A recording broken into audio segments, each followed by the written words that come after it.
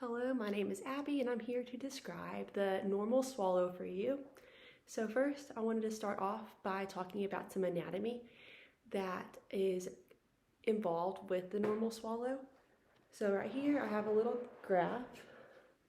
And first, I wanted to talk about the mouth. And so the mouth on this graph is right here. And it's basically the oval-shaped cavity in which its two main functions are basically to eat and speak. Next, we have your tongue. Your tongue is this area right in here. And this is a muscle inside of your mouth that helps you eat and speak as well. Next, we have your airway. And your airway is described as this long portion right here. And it's also known as your respiratory tract. Next, we have your larynx. And this is just a portion of the airway between the pharynx and the trachea. It is important because it has organs inside of it, which are the epiglottis, which I'll talk about later, and your vocal folds, or some people say cords. Next, we have your velum, which is in this area. It's also known as the soft palate. It's in the back of your mouth. It's important for things such as swallowing, sucking, and blowing, so non-speaking activities. Lastly, we have your epiglottis, which is this little arrow-looking thing right here. And it's basically a small movable lid, and it allows or it prevents food from entering into the windpipe while you are swallowing. So that's some of the anatomy. Now I just want to talk about the normal swallow. So there's 4 stages that go into the normal swallow. The first stage that I wanted to talk about is the oral prep stage.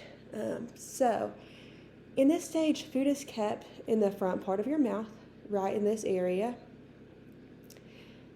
And then it is moistened with saliva and it's chewed to a softer consistency.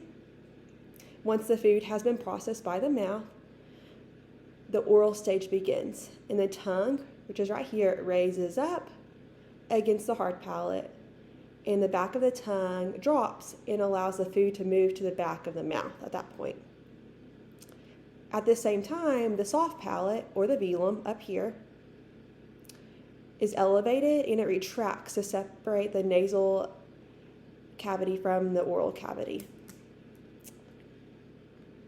And so that is that first part of it. Next, so we've been through the first stage and the second stage, which is the oral prep and the oral transit, which is the second stage I was talking about. The next stage we have is the pharyngeal stage.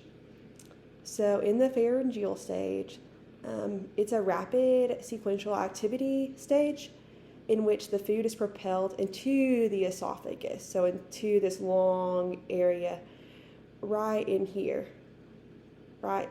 More so this way in this area. I think I actually have a better picture. Yeah, here we go.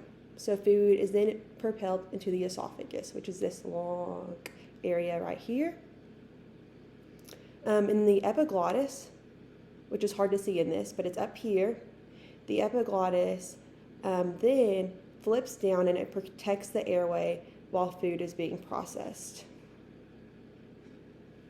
Not clearly shown in this picture are the pharyngeal muscles, which contract, and they squeeze all the food to go downward into the stomach.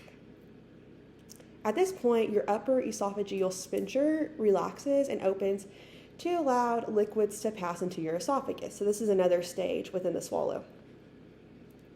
So once all of this food has passed into the upper esophageal sphincter, the esophageal stage begins.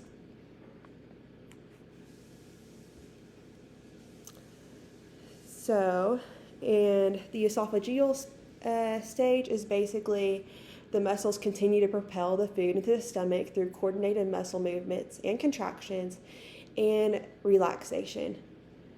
At this point, the mouth and the throat, they reset and they prepare for the next swallowing event. If there's any deficits in the coordination involved in any of these processes that I just said, this could lead to maybe an abnormal swallow. It could lead to choking, aspiration, nasal regurgitation, or even a complete inability to swallow. Lastly, I just wanted to talk about the sphincters. So I didn't really talk about them too much, but I mentioned the upper esophageal sphincter. You have another sphincter as well, which is a top sphincter, and that prevents air from flowing into the esophagus while you're breathing. We have another one, which is the bottom sphincter, and it prevents food from flowing back up into the esophagus. Doctors call these sphincters the upper esophageal sphincter and the lower esophageal sphincter, also known as the UES and the LES. So there's also disorders that can affect these sphincters and the flowing into the esophagus, like while you're breathing. These disorders can cause many problems with your swallowing, and they can cause reflux and heartburn and things like that to occur. So altogether, the main role of the esophagus is to help move food all the way from your throat all the way to your stomach. While gravity usually encourages food to move downward, the sphincters, which I was talking about, play a role by closing up the top of the esophagus and opening the bottom to allow food to pass through into the stomach.